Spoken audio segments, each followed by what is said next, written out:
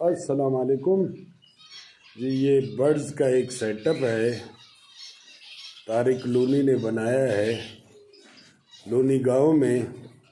मैं आपके साथ शेयर करना चाहता हूँ कि आप भी एक कमरे में सेटअप बना के पैसे कमा सकते हैं और कहीं भी कर सकते हैं, चाहे वो गांव हो और चाहे शहर में घर की छत पे हो और